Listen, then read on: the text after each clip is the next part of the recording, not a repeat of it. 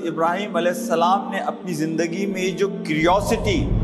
یعنی اس نوجوان نے 15-16 سال کی عمر میں اللہ کی تلاش کا کام شروع کیا۔ اخلاص کے ساتھ جب اللہ کی تلاش میں کوئی بندہ نکلتا ہے تو اللہ سبحانہ و تعالیٰ اپنی معرفت کے دروازے اس کے لیے کھولتا چلا جاتا ہے۔ میرے انتہائی قابل احترام بھائیوں، دوستوں، ساتھیوں اور میری بہنوں، آج ذی الحجہ کے پیغام کے حوالے سے میں آپ سے قرآن کی چند آیات کی تفسیر آپ کے سامنے پیش کرنا چاہوں گا، اور میں آج آپ کو حضرت ابراہیم کی زندگی کے وہ اہم پہلو آپ کے سامنے لانا چاہوں گا کہ جو حقیقت میں ہماری زندگی کے لیے بہت بڑی رہنمائی فراہم کر سکتے ہیں۔ حضرت ابراہیم کی زندگی کا سب سے اہم پہلو ہے کہ حضرت ابراہیم علیہ السلام نے اپنی زندگی میں جو کیوریوسٹی، تجسس، اللہ کے دین کے حوالے سے فکر مندی، خالق کی تلاش، یعنی اس نوجوان نے 15-16 سال کی عمر میں اللہ کی تلاش کا کام شروع کیا، اور اس تجسس اور اس تلاش میں آپ دیکھیے کہ کبھی وہ سورج کی طرف دیکھتے ہیں، کبھی وہ چاند کی طرف دیکھتے ہیں، وہ ان بتوں کی طرف دیکھتے ہیں کہ جو ان کے آبا و اجداد جس کی پرورش کرتے ہیں، لیکن جب حقیقت ان کے سامنے کھل جاتی ہے تو وہ اس ینگ ایج میں، اس جوانی کی عمر میں ان تمام چیزوں کو چیلنج کرتے ہیں۔ اخلاص کے ساتھ جب اللہ کی تلاش میں کوئی بندہ نکلتا ہے تو اللہ سبحانہ و تعالیٰ اپنی معرفت کے دروازے اس کے لیے کھولتا چلا جاتا ہے، اور اس کی سب سے بڑی زندہ مثال ابراہیم علیہ السلام ہے۔ ابراہیم علیہ السلام نے اللہ کی تلاش صرف معلومات کے لیے نہیں بلکہ اپنے ایمان کو پختہ کرنے کے لیے، اپنے کنوکشن کے لیے، اپنے رب سے تعلق کو اور زیادہ مضبوط بنانے کے لیے اس تجسس اور اس کیوریوسٹی کے راستے کو اختیار کیا۔ قرآن میں جب آپ اللہ سے یہ کہتے ہیں کہ اللہ مجھے یہ دکھا کہ تو مردہ سے زندہ کیسے کرے گا،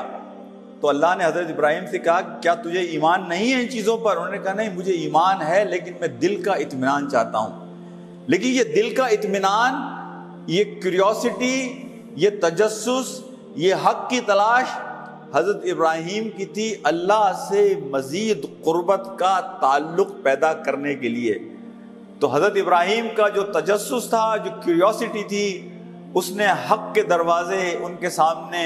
کھولنا شروع کیے، اور ہم دیکھتے ہیں کہ اس سفر میں انہیں جو بھی مشکل پیش آئی لیکن انہوں نے اس سفر کو عزم کے ساتھ، بلند حوصلوں کے ساتھ جاری رکھا، اور اللہ کو انہوں نے ایک دن پا لیا۔ اور اللہ سبحانہ و تعالیٰ اسی لیے کہتے ہیں سلام علی ابراہیم، کہ اللہ سبحانہ و تعالیٰ انہیں خود امت قرار دیتے ہیں کہ ابراہیم جو ہے وہ تو حقیقت میں ایک امت ہے۔ ان ابراہیم کان امۃ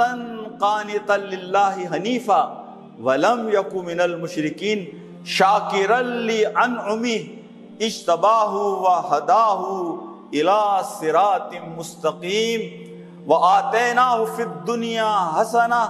اللہ سبحانہ و تعالیٰ حضرت ابراہیم کے بارے میں سورہ نحل کی آیات جو میں نے آپ کے سامنے تلاوت کی، جس میں اللہ حضرت ابراہیم کو کہہ رہے ہیں کہ وہ امت ہیں، یعنی حضرت ابراہیم کے اعمال، ان کی نیکیاں، ان کا اللہ سے تعلق ایک طرف ایک پلڑے میں، اور پوری امت کی نیکیاں، پورے امت کا اللہ سے تعلق وہ دوسرے پلڑے میں۔ اتنا بھاری وزن حضرت ابراہیم علیہ السلام کا۔ اس کا مطلب ایک یہ بھی ہے کہ ابراہیم علیہ السلام امام ہیں حق کے،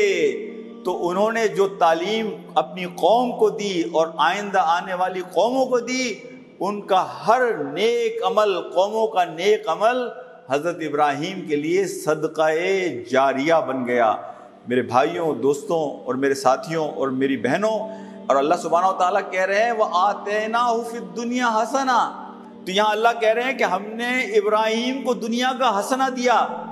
دنیا کا حسنہ کیا تھا ابراہیم علیہ السلام کے لیے؟ آگ میں پھینکا جانا، ملک بدر کر دینا، اپنے بچے کو اور بیوی کو ریگستان میں چھوڑ دینا، اپنے بچے کی گردن پر چھری کا چلانا۔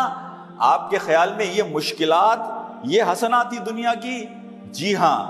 یہی حسنا تھی دنیا کی حضرت ابراہیم علیہ السلام کے لیے۔ اس لیے دنیا کا ہر وہ عمل جو انسان کو اللہ سے قریب کر دے، ظاہری طور پر وہ عمل چاہے آپ کو کیسا بھی نظر آ رہا ہو، حقیقت میں وہی دنیا کا حسنہ ہے۔ یہ جو دعا ہم اللہ سے کرتے ہیں، ہم یہی دعا کرتے ہیں کہ اللہ ہمیں دنیا کی ہر چیز نہیں چاہیے،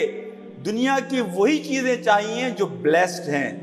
جس میں تیری برکتیں ہیں، جس میں تیری نعمتیں ہیں، جس میں تیری رضا ہے، جس میں تیری معرفت ہے، جس کے ذریعے سے ہم تجھ سے قربت حاصل کر سکیں، جس کے ذریعے سے ہم آخرت کے دن تیری نظروں میں کامیابی حاصل کر سکیں، جس کے ذریعے ہم آخرت میں تیرے حضور شرمندگی سے بچ سکیں۔ تو اللہ نے حضرت ابراہیم کو دنیا کا وہ حسنہ دیا جس حسنہ پر حقیقت یہ ہے کہ دنیا رشک کرتی ہے۔ حضرت ابراہیم علیہ السلام کا جو میں ذکر آپ سے کر رہا تھا کہ تجسس، حق کی تلاش، کیوریوسٹی، اب آپ اس میں دیکھیے کہ حضرت ابراہیم علیہ السلام کو اللہ نے وہ بصیرت دی، وہ طاقت دی کہ وہ دنیا کے سب سے بڑے کلچر، دنیا کی سب سے بڑی طاقت، دنیا کی سب سے بڑی معاشرت، اس سے ٹکرانے کے لیے تیار ہو گئے۔ یہ حضرت ابراہیم علیہ السلام کو اللہ نے جو بصیرت دی، جو طاقت دی، یہ اللہ سبحانہ و تعالیٰ جب یہ بات کہتے ہیں نا کہ ہم اپنے محسن بندوں کو ایسے ہی نوازتے ہیں، اس سے مراد یہی ہے کہ اللہ ہر آزمائش میں ان کے دلوں کو استحکام بخشتا ہے، ٹھہراؤ بخشتا ہے، جس کے نتیجے میں بڑی بڑی مشکلیں ان کے لیے آسان ہو جاتی ہیں۔